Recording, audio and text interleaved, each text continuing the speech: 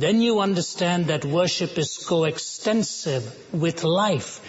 It is a moment-by-moment expression, not just in a punctiliar or a momentary sense. It takes you every moment.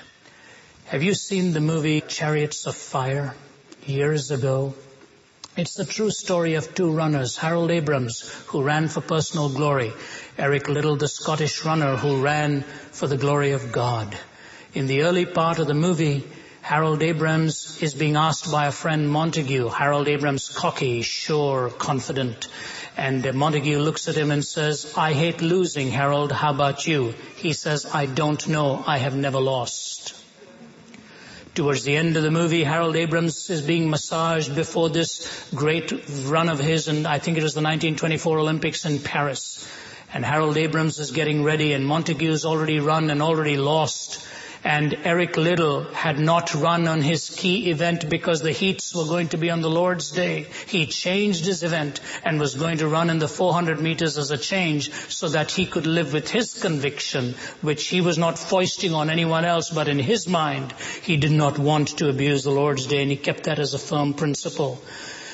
Earlier on, Harold Abrams and he had competed in the event. The movie doesn't show that. And actually he beat Abrams in the event that they did ran, the 200 meters. They were pitting themselves against each other. But now Abrams is about to run the 100 meters. Liddell is not running in it. And Montague looks at him and he asks him if he's ready. Do you know what he says?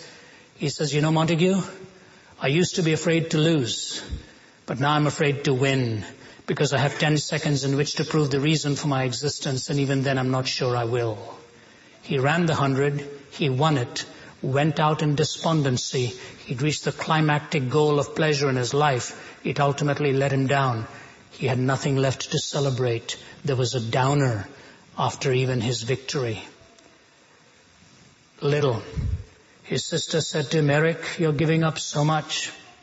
He says, "Why are you giving up so much for this?" And he put his hands gently on her shoulders. He says, "Jenny, Jenny, Jenny, God has made me for a purpose, but He's also made me fast. And when I run, I feel His pleasure." When he started to run the 400 meters, the American athlete Jackson Schultz walked over to him and gave him a piece of paper. And Eric opened it just before the gun was sounded, and it said, "Them that honor me will I also honor, says the Lord." Eric clasped that piece of paper and breasted that tape as a winner. Eric ran with his hands flailing, looking to the heavens. To him, even his running was an expression of worship to God. Whatever you do, you may work in a computer, you may be a ditch digger, you may work in a cemetery, you may be the executive of a corporation, you may be a homemaker, you may be a student. Do all to the glory of God and give that as an expression of worship to Him. My father-in-law passed away a few years ago at the age of 85. And I remember sitting across the table from him, and he said, "I'm afraid to die so soon, son, because I didn't have the time to provide enough for Mama." He was referring to his wife. I said, "Dad, you have?" He said, "No, I haven't." I said, "You have?" He said, "How do you know?" "I have." I said, "I've talked to your accountant." For the first time, I saw my father-in-law stymied. I said, "We've been looking into all of that, Dad. From diagnosis to death, it took him 4 months. He thought he had been moving some bookcases, pain in the back, turned out to be a tumor. 4 months later, he was gone." I said, "Dad, don't worry." I said, "I tell you what, even if you hadn't provided, we're there. Why are you worried about this?" He said, he was a World War II veteran, Royal Canadian Air Force. He said, "Son, it was my responsibility." I said, "And if you feel you could not fulfill it, we will, because of our love for you. Don't be fearful." He went into a period of silence for a few days. I had gone to speak somewhere. 3 of his 4 daughters were around him. And I thought I would make it back, but we'd all in some ways said our goodbyes, but I didn't want to be back. I missed it by about an hour. And his 3 daughters standing around him and his wife. And my wife said, after these days of silence, he opened his eyes. He looked to the heavens and he said, "Amazing. That's amazing. And then he looked at his wife of 63 years and said, Jean, I love you. What a way to say goodbye to this world. Coach Lou Little coached a young football player who never made it to the first string. He was always a second stringer. Little liked him, but he was not the best. Invariably, Little would tell in his story, in his book, he would see this young man walking through the college grounds with his father's arm in his, showing him, the young lad was showing him around the buildings. But he was always describing something. He said, I felt I was intruding into that, so I never went to talk to them. So one day the young lad came to me and said, Coach, I'm not going to be here for tomorrow's game. I have to go for my father's funeral. He passed away. The coach said, it's okay. We'll wait for you to come back. So he had to go for his father's funeral. He came back a few days later. He said, Coach, I've never asked you to do this. Please let me play next week's game. He said, I can't displace somebody who's playing better than you. He said, I agree. Give me just a few minutes on that field, and if I'm not that best player out there, you bench me. I said, okay. He put him out there. He played his heart out as one of the best players of that team, so that even the man he replaced said, you made the right decision, Coach. You needed to play him. And as they were walking away, the coach put his arm around him and said, what got into you? Was this because of your father's passing? He said, but a little more than that. He said, Coach, my dad was blind. Today is the first day he was going to see me play. I was invited to Louisiana to visit a prison. You may have heard me mention it on the air because it was so overwhelming. It is called the Angola prison. There are over 5,000 prisoners, 5,300 prisoners in Angola prison, 85% of whom are on life without parole. 45 of them on death row.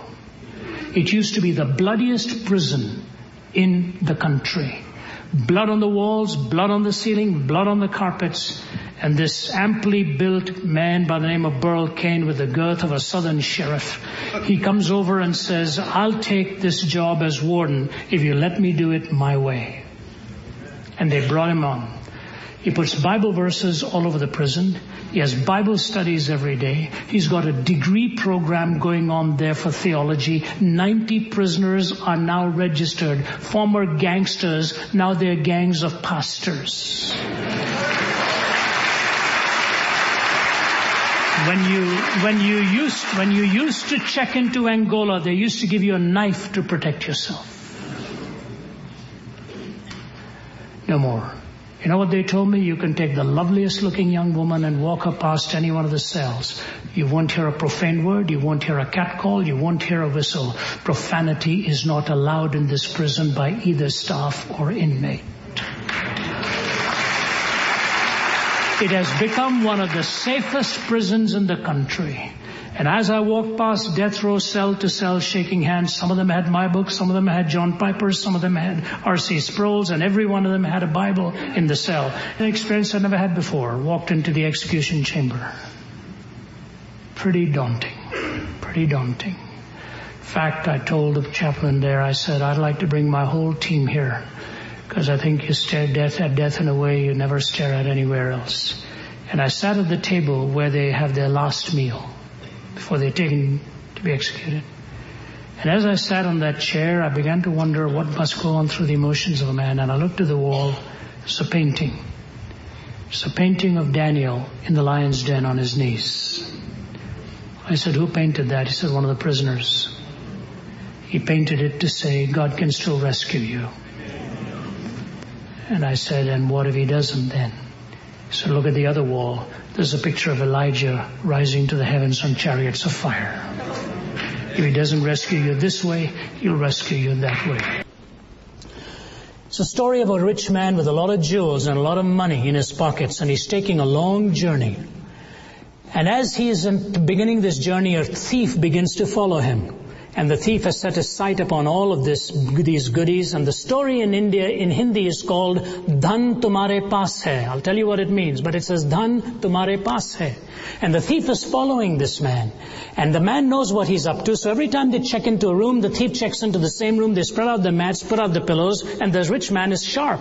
He knows what this fellow is up to all the time. So what he says is this to them: as soon as they check into the room in the inn, he says, why don't you go and get washed up for the night, and after you get washed up, use the tap and come back, then I'll go there. So the thief says, all right, knowing he'll have the time alone while the rich man is getting his nightly ablutions there.